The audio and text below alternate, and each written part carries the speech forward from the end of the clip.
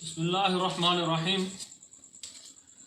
Harvard کے professor فرماتے ہیں ہمارے ایک ایجوکیشن سسٹم نے ایسے لوگ پیدا کر دیے جنہوں نے چند بلین ڈالرز کے لیے پوری دنیا میں جنگیں کروا دی۔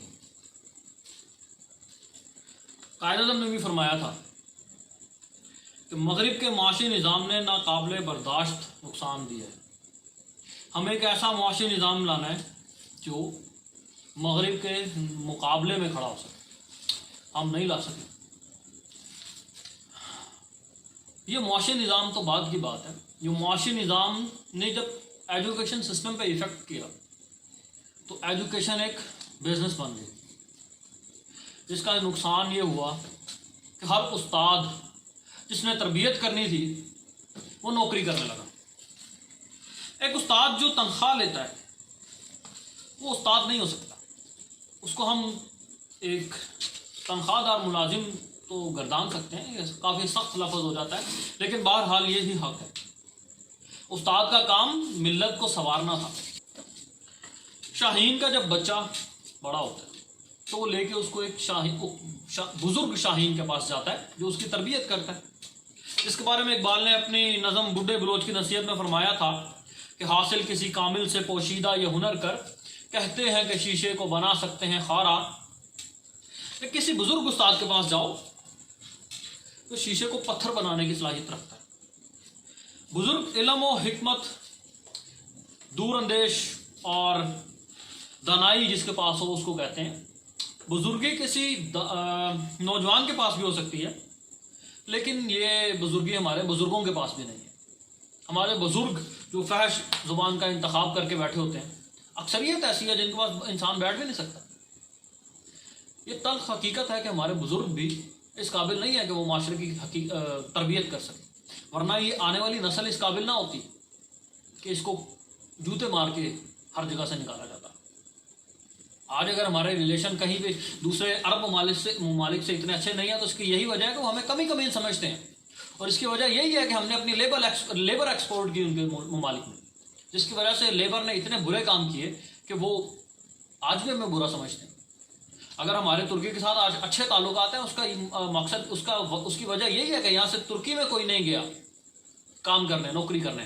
آج اگر ہمارے ریلیشن ان سے اچھے ہو رہے ہیں تو کل اگر ہم نے بھی لیبر ادھر ایکسپورٹ کر دی، انہوں نے بھی جا کے وہاں پہ گل کھلائے اور الٹی سیدھی حرکتیں کی، تو ہمارے تو ریلیشن ان سے بھی خراب ہو جائیں گے، ہم تو ان کی نظروں میں بھی گر جائیں گے۔ ہمارے بزرگوں نے ہماری تربیت نہیں کی، یہ تلخ حقیقت ہمیں ماننی پڑے گی۔ لب لباب کیا ہے؟ بچہ اسکول جاتا ہے، تشدد سہتا ہے، بلا شبہ تشدد سہتا ہے، فرسٹریشن اس کے اندر آتی ہے، ایگریشن اس کے اندر آتا ہے، وہ گروپس میں بٹ جاتا ہے کالج تک آتے پھر کیا نتیجہ نکلتا ہے؟ کرائم یا گروہ یا طاقت کا حصول، اسی طرح کی چند چیزیں نا۔ اسی طرح کی چند چیزوں کے بعد بچہ کچھ حاصل نہیں کر پاتا، تربیت تو اس سے ہوتی نہیں ہے، ساری زندگی بدماشی، آکڑ اور انا میں نکال دیتا ہے۔ یہ سارا کام استاد کا تھا، ماں باپ کا تھا۔ ماں باپ بچپن میں بچے کو خود اس لیے نہیں پڑھاتے کہ ان کے پاس علم نہیں ہے، تربیت نہیں ہے، اور دوسری بڑی وجہ یہ ہے کہ وہ جان چھڑانا چاہتے ہیں۔ بچہ شرارتیں کر رہا ہے، اچھا ٹھیک ہے، اس کو باندھنا ہے تو ٹھیک ہے، شام کے ٹائم ٹیوشن بھیج دو، صبح کے ٹائم اسکول بھیج دو، اور پھر صبح فجر کے بعد اٹھے ہیں اور بچے کو سپارہ پڑھنے بھیج دو۔ بچہ تین طرف مصروف ہو گیا، لیکن اس کی کریٹیوٹی کہاں گئی؟ اس کی تخلیقی صلاحیتیں ضائع ہو گئی۔ استاد کا مجموعی کام اس وقت صرف مار دھاڑ، تشدد، غصہ اور چند چیزیں رہ گئی۔ تربیت انبیاء کا کام تھا، جس کو کوئی کام نہیں ملتا وہ استاد بن جاتا ہے، جس کو ہر جگہ سے ریجیکٹ کر دیا جاتا ہے وہ جا کے سرکاری اسکول میں استاد بھرتی ہو جاتا ہے، اور وہ ایگریشن اور فرسٹریشن ہی پھیلاتا ہے، اس کا کوئی فائدہ تو ہے نہیں معاشرے کو۔ آپ صلی اللہ علیہ وسلم نے بھی آ کے سب سے پہلے صحابہ کی تربیت فرمائی تھی، اور آپ صلی اللہ علیہ وسلم کی تربیت کا ہی نتیجہ تھا کہ ایک شخص مکہ سے مدینہ ایک خاتون کے ساتھ جاتا ہے اور اس کی طرف آنکھ بھی اٹھا کر نہیں دیکھتا۔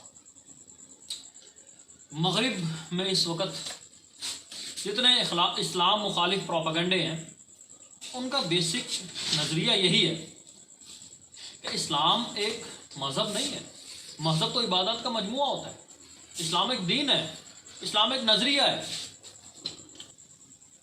इस वक्त पूरे पाकिस्तानी माशरा दो किस्म की तहजीब में मुब्तला है। एक तहजीब इंडिया से दरामशुदा है, दूसरी तहजीब यूरोप से दरामशुदा है। अगर कोई बहुत ही ज़्यादा सकाफत का नारा लगाता है तो वो सकाफत के अंदर इंडियन सकाफत लाजमी शामिल होती है, और अगर कोई कुछ मॉडर्न है तो उसके अंदर यूरोपी तहजीब आ रही होती है। और जज्बात के हवाले से हम दो तरफ से जज्बात इंपोर्ट करते हैं, एक सऊदी अरब से, एक ईरान से। जहनी गुलामी हर तबके के अंदर कहीं ना कहीं शामिल है और उस पर वो फख्र करता है। मशहूर कौल है कि अगर गुलाम को अपनी जंजीरों से प्यार हो जाए तो उसको आज़ाद कराना नामुमकिन हो जाता है। यही सूरत हाल हमारे साथ है, और इसका सबसे बड़ा जरिया हमारा स्कूलिंग है, हमारी स्कूलिंग है, हमारा निज़ाम तालीम है। इकबाल ने इसके बारे में साफ अल्फाज में फरमाया था, इकबाल यहाँ नाम न ले इल्म खुदी का, मुनासिब नहीं मकतब के लिए ऐसे मकालात, बेहतर है कि बेचारे ममोलों की नज़र से पोशीदा रहें बाज के अहवाल व मकालात।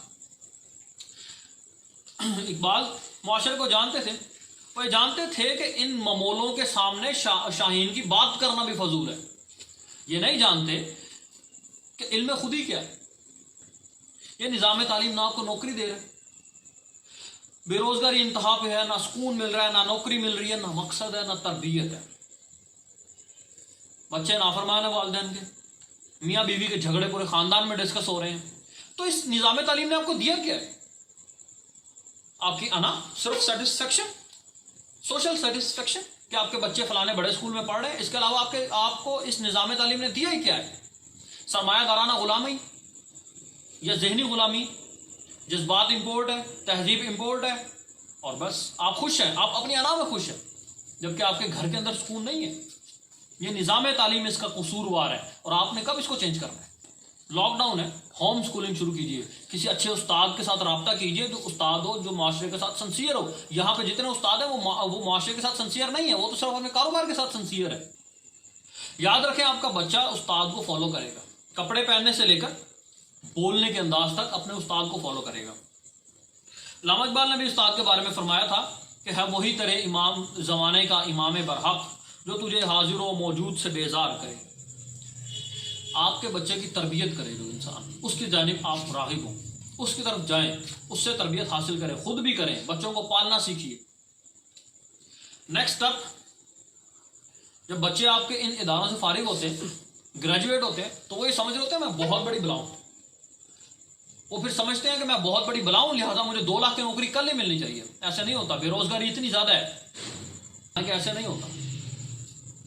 जब उसको एकदम से धचका लगता है, उसको मालूम होता है, जितने प्रैक्टिकल लोग हैं वो सब ये जानते हैं कि जब वो बाहर निकलते हैं इन इदारों से, बाहर निकल के देखते हैं ज़माने में, उनको पता लगता है तो आसान नहीं है रोटी कमाना।